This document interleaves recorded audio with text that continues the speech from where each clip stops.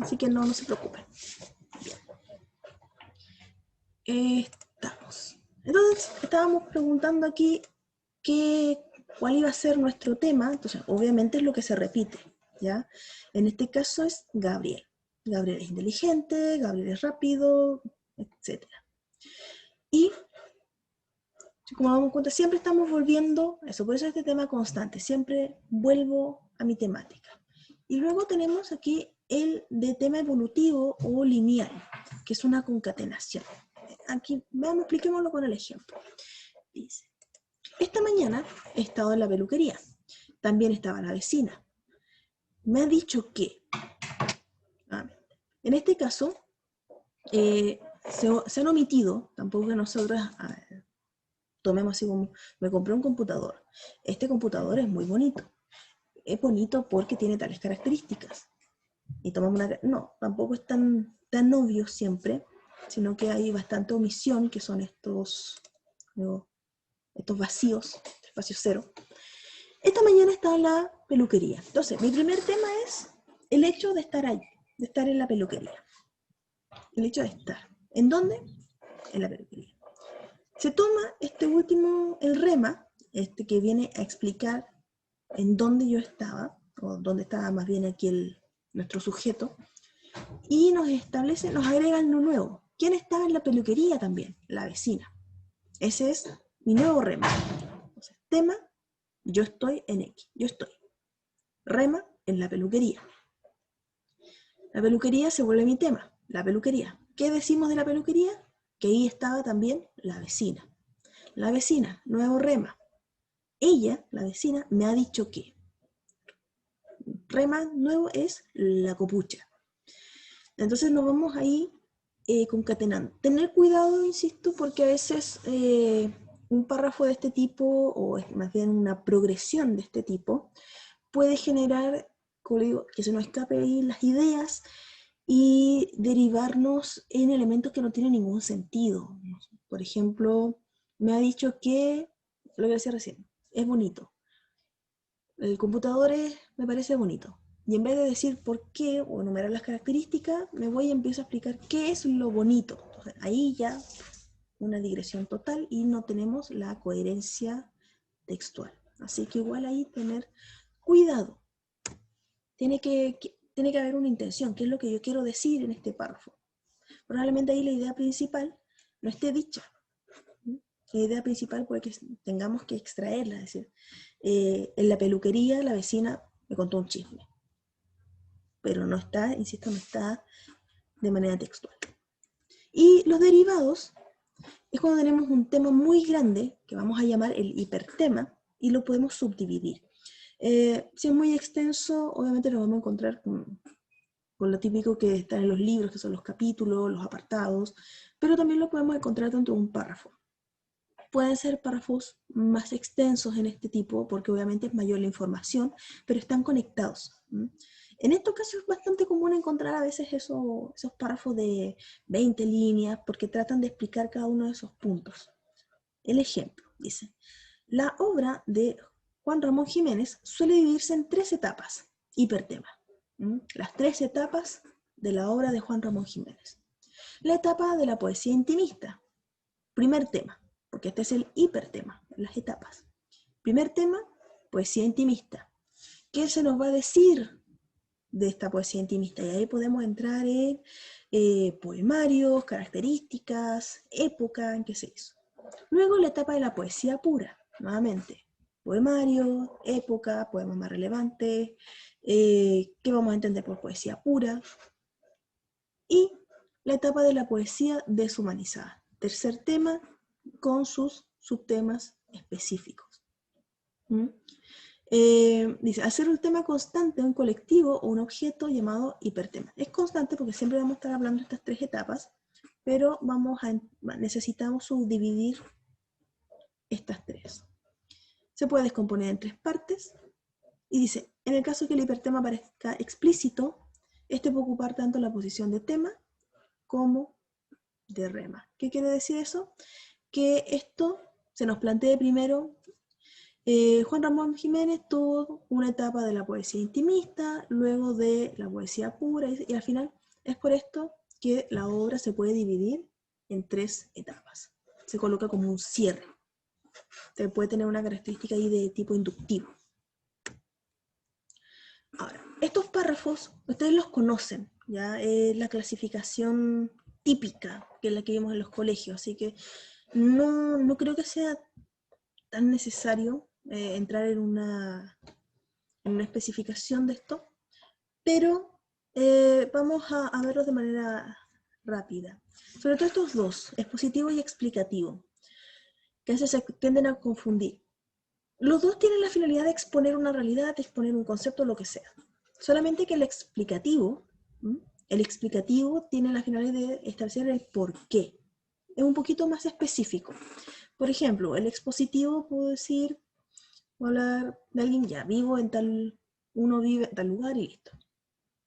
Ahora el explicativo, los sujetos viven en esta zona debido a, es por ello que, hay más razones. En el expositivo solamente planteo, digo algo, pero no digo el por qué. No entro en más detalles. El narrativo, que sabemos que cumple con las acciones, insisto, esto también no voy a entrar en profundidad por el hecho de que van a estar esas características mejor detalladas cuando hablamos de modalidades discursivas, que insisto es mi video pitonizo, que voy a subo esto y subo el otro para que no haya un problema de orden. Ahí hay algunos ejemplos. Lo mismo la descripción según la finalidad. Esto sí, en otro no lo traté mucho. Literaria científica, la descriptiva. Nosotros nos vamos a orientar más hacia una descripción científica, sobre todo lo que es texto expositivo, que quiere decir eso, que es una descripción objetiva, que busca que el lector se haga una idea clara o generalizada de alguna situación o objeto, mientras que la literaria tiene un elemento más valorativo. Una descripción, podemos describir físicamente a una persona, y si lo queremos hacer literario, imagínense que queremos hacer burla, las características que vemos van a llevar a que el lector se haga una imagen ridícula de esa persona. Si esa persona nos agrada, trataremos de aproximarnos a la realidad. Si hay un sentimiento amoroso o de admiración, lo vamos a pintar en una luz mucho más positiva. La científica no, si le digo ya, describe a su compañero, no sé, en vez de decir sus ojos, ¿ah? Sus ojos brillan con la luz de 1000 estrellas, que es literario. Tiene ojos con forma almendrada, una cantidad de rodeados por una, no sé, una gran cantidad de pestañas en el borde superior, mientras que en el párpado inferior estas disminuyen en su cantidad. Es lo que hay, punto. Sin valoraciones. La descripción según el enfoque, es decir, si estamos describiendo una acción, en este caso, bueno, el observador no se mueve, pero lo que le rodea sí, cinematográfica, se puede dar quizá una mezcla como secuencia cuando estamos describiendo procesos. La topográfica, que es el observador el que se mueve y uno no, puede ser, por ejemplo, un diario de viajes. Nosotros no vamos a abordar mucho eso. Y la pictórica, que es un estado fijo. Tienen que describir, no sé, describan la célula, eso está fijo. Entonces tienen ahí que decir cuáles son sus elementos. Según Fontanier, bueno, le voy a cambiar el nombre, pero no importa. Fontanier, vamos a encontrar la topografía, que es de un paisaje, la cronografía, de una época paralela, cuando describimos más de un objeto, o están mezcladas o las separamos. Prosopografía, un sujeto, es externo, como le decía recién, la cara. El cuadro, pasiones, es una persona que se altera fácilmente, o que tiene, no sé, valores cristianos, por decir algo. Empiezo a definirlo desde el interior. La etopeya es más del carácter. Pasiones como reacciones, mientras que el carácter es tal así. La persona es simpática, es alegre, no sé, voluntariosa, costumbres y sentimientos. Y el retrato Bueno, el retrato dice, puede ser distinto tipo, subjetivo, podemos, como decía recién, tratar de poner a alguien, alabarlo, podemos criticarlo, podemos hacer burla, ¿m? Como en el esperpento. Ahí, de un sujeto, igual es más físico y una mezcla. Luego tenemos el texto argumentativo, que después lo quiero entrar en profundidad. Esencialmente, y vuelvo al tema, se vio más en el otro video, así que no vamos a profundizar, igual que el expositivo. Y estos que son los de desarrollo. ¿Cómo voy? Muy bien. Los de desarrollo. Es decir, este es una clasificación según la estructura. Insisto, esto es conocimiento que ustedes poseen, pero que probablemente puede que se les haya olvidado, puede que esté ahí en el baúl de los recuerdos, pero yo asumo, ustedes rindieron una evaluación, ustedes saben esto. Lo que sí a veces se nos olvida el porqué o las características al momento de escribirlo. Si lo reconocemos en la lectura, pero al momento de escribir, ahí es cuando entran algunas problemáticas. Características de la enumeración, al menos desde la estructura, es que siempre debe tener una frase organizadora. ¿Qué quiere decir eso? Una frase que a mí me indique qué es lo que se va a enumerar. Ahí la tenemos. En la empresa se han contratado una serie de empleados. Por lo tanto, ¿qué es lo que viene a continuación? Los empleados. Por otro lado, otro problema es la organización de los elementos enumerados. Estos tienen que seguir algún tipo de jerarquía, algún tipo de orden. No es llegar y mencionar, no sé, tengo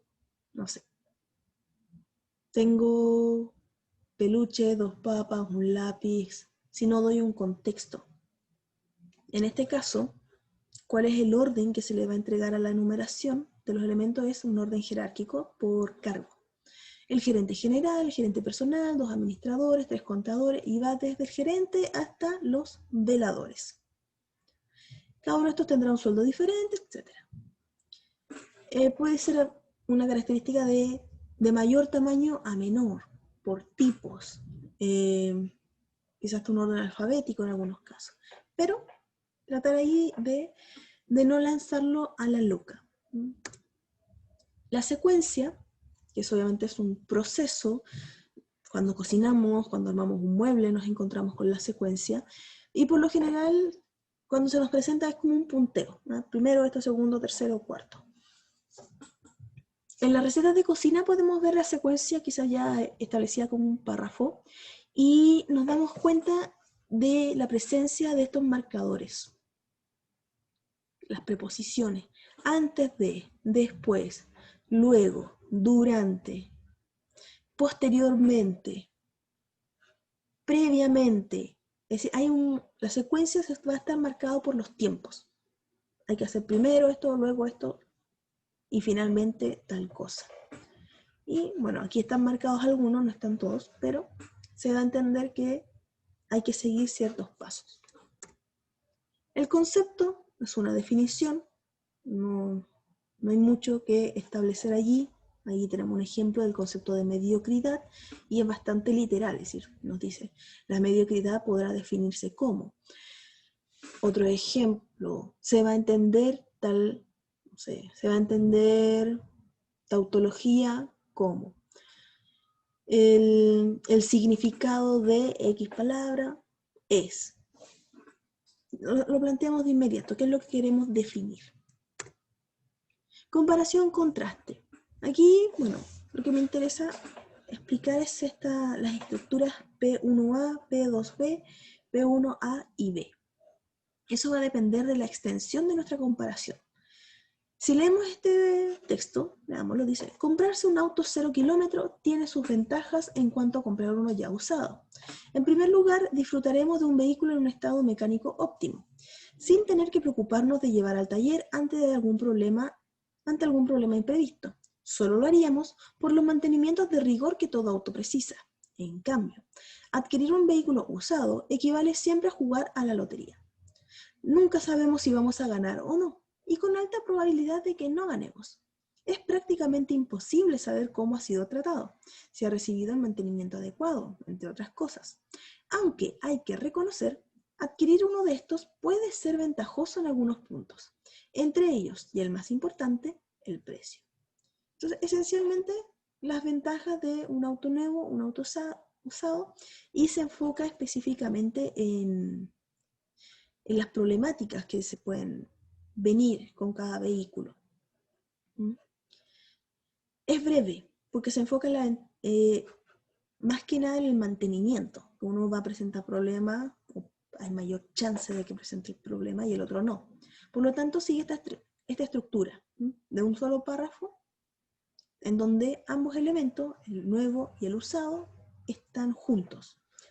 Ahora, si nosotros quisiéramos hacer una comparación, como decíamos, entre dos marcas de auto, ¿por qué es mejor un Hyundai y por qué es mejor un Toyota?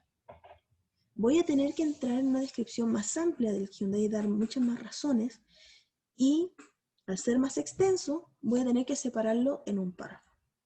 Luego, para dejar establecida que es una comparación, en el siguiente párrafo tengo que iniciar con un marcador textual que diga, en contraste, si lo comparamos con, a diferencia de, tengo que avisarle, es decir, la información que estoy dando aquí se relaciona con lo que ya había dicho antes. Y nuevamente hay coherencia. Y nos da esta estructura. Párrafo 1, hablo de A. Párrafo 2, hablo o expreso B. Problema-solución. Simple. Planteo mi problemática y luego cómo voy a darle solución. En este caso el problema es la cetoacidosis diabética. Se explica. Y posteriormente qué es lo que hay que hacer, que es la inyección de suero fisiológico, y finalmente vuelva junto con insulina, y finalmente vuelva a nivel normal, y si no, insuficiencia renal, hay que llegar a la diálisis. Problema, solución.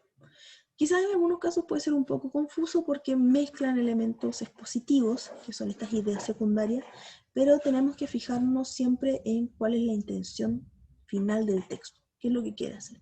¿Quiere hablar solo de la cetoacidosis o quiere establecer una relación entre esta definición y algo más? Causa-consecuencia, apareció problema-solución, solamente que acá no aparece una respuesta A, sino que ¿qué es lo que pasó debido a X motivo? Este caso es la mordida de animales, que va a generar la rabia, que es una infección, la causa, y cuáles son las consecuencias que afectaban al cerebro. Y no había cura hasta la solución que fue encontrada por Louis Pasteur. Pero esencialmente la mordida genera una infección grave. Párrafo cronológico, parecido al de secuencia, solamente que el de secuencia es un proceso, mientras que el cronológico puede tener un enfoque histórico o puede abarcar un tiempo mucho más amplio. Como se puede ver acá, que habla, nombre en años, en 1937, el 44, el 54, el 77, el 81. Va a tener una perspectiva histórica. También vamos a encontrar algunos que tienen relación con su ubicación, de introducción o conclusión, y los párrafos de transición, que nos ayudan como a encadenar. A veces tenemos ese problema de cómo empiezo mi texto, qué pongo en la introducción o cuál puede ser mi primer párrafo, y esto pueden ser algunas guías. Esto no lo es, al menos cuando a mí me enseñaron, cuando me tocó ser alumna, no era tan común verlos. La síntesis va a ser un resumen. ¿Ya? La síntesis nos puede servir tanto al inicio, que si lo colocamos en la introducción, le hacemos como una vista previa al tema que vamos a tratar, y si está en la conclusión, ¿qué significa? ¿O para qué me sirve? Para recapitular. Acordémonos de todo lo que hemos visto. En este ejemplo, habla de los trastornos alimenticios, va a hablar de los distintos análisis que se han hecho en relación a esta temática, prácticamente su marco teórico. ¿Qué más habla acá? Analiza los puntos que he obtenido, los resultados que se han obtenido a partir de ahí. La afirmación breve, común en las noticias, como los titulares. Los titulares suelen ser afirmaciones breves. Un contragolpe más. Es una de tantas definiciones posibles de la última fase de la Revolución Rusa. Esta es de anécdotas, la segunda es de anécdotas. No, que no quedó bien ahí, voy a corregirlo. Y la anécdota es cuando yo planteo una situación, un acontecimiento, para poder establecer, como que doy el contexto. En este caso ahí, la anécdota es la contaminación de los metales pesados es uno de los problemas más graves de la actualidad. Como planteo el contexto. También puede ser una anécdota que esté, o como una situación más práctica con la que yo puedo ligar un concepto específico. Por ejemplo, datos. Actualmente existe un índice de, no sé, de robos en el país. No sé, una persona es asaltada cada 5 minutos, por decirlo. Eso es una anécdota, es un hecho. Y luego empiezo a explicar todos esos conceptos que están involucrados en la anécdota. ¿Qué vamos a entender por robo? ¿Por qué se dan? Elementos socioculturales, etc. Cita y la interrogación. La cita, ese epígrafe, esa frase pequeñita que muchas veces encontramos, nos puede servir. Y en otras ocasiones, que está inserta dentro del primer párrafo, decimos, voy a citar a tal persona, y luego a partir de esa cita, empezamos a desarrollarla o explicarla o inclusive ejemplificarla. Nos puede servir. Perdón, repito.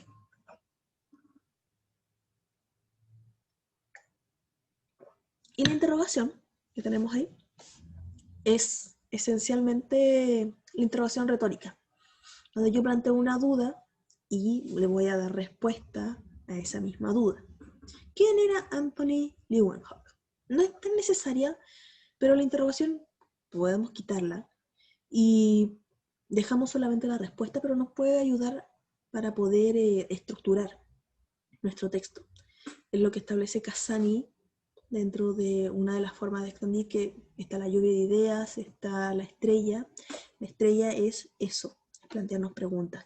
¿Qué es, de qué estoy hablando? ¿Quiénes están involucrados? ¿Cómo se dio? Entonces podemos hacernos estas guías fáciles y empezar a darle respuesta a estas preguntas, y después obviamente hay que pulirlo. No es llegar y escribir un cuestionario ahí. Pero es, como digo, es una buena forma de empezar a plantear ideas. Más adelante vamos a ver ahí cómo iniciar un texto. Y las analogías. La analogía es una comparación extensa. En este caso, la analogía es entre el computador y el cuerpo humano. La analogía entre, no sé, un estado psicológico con un, no sé, o el clima. No sé, uno está alegre y lo hace una analogía con un día de verano. Estás triste, un día de tormenta. Y se empieza a dar una comparación más larga. En este caso, el ser humano está compuesto por compartimentos que funcionan en conjunto, similares a una máquina como el computador. Y entonces ahí empezamos a hacer, porque la cabeza es, no sé, nuestros ojos son la cámara, el procesador es nuestro cerebro, los ventiladores nuestros pulmones, bueno, una cosa muy rara en todo caso, pero se puede hacer. Y bueno, de transición, que decía que son estos párrafos cortitos que me ayudan a hacer un salto temático sin que se lea de golpe, por ejemplo.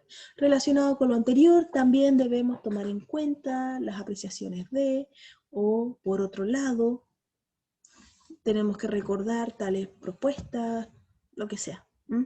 Pero sin entrar en detalle, simplemente le estoy avisando a mi lector a través de ese párrafo de transición, oye, voy a cambiar de tema, prepárate, este tema ya se cerró, quizás lo tomo más adelante, te aviso, pero ahora quiero ver o quiero profundizar en un aspecto que se ha mencionado ya en algún concepto, por lo tanto hay que generar un pequeño desvío. Está relacionado, pero no tan directamente. Por eso hay un cambio, como un puente. Y bueno, la conclusión, que resume el sentido general del texto. Luego vamos a ver esa estructura propiamente del informe, porque una cosa es qué es concluir y otra cosa es qué tiene que estar o qué información debe haber dentro de mi conclusión o dentro de mi introducción. Es un problema común cuando Se presentan informes con introducciones de un párrafo, conclusiones de unas cuantas líneas, o que se limitan a eso de media pared. Genial, fue súper bueno haber investigado esto. Muchas gracias. ¿Mm? No, tenemos que cumplir con ciertos parámetros. Y bueno, yo creo que ustedes ya se enfrentaron a esto, les entregaron las rúbricas, les entregaron las expectativas de qué información tenía que estar, así que no creo que anden tan perdidos con eso. Igual ahí vamos a entrar en algunas consultas. Bien, llegamos hasta acá. Si bien lo revisamos de manera rápida, el día, si quedan dudas, el día martes me las pueden hacer, no hay drama. De cualquier modo, a mí lo que me interesa es que vean esto de las estructuras, ¿ya? Las estructuras, las ideas principales, reconocer la progresión temática. Vamos a ver ahí igual un ejemplo de lo que no hay que hacer, que es lo que me interesa. Y es que quiero entrar en temas de cohesión. Ya, chicos. Nos vemos. Voy a pasar lista, eso sí, antes de que se me escapen. Se me escaparon 2. Se me desconectaron, no sé qué pasó ahí. Recuerdo que éramos 12.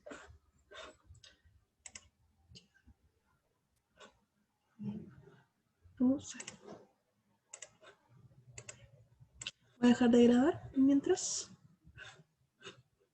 ¿Dónde está?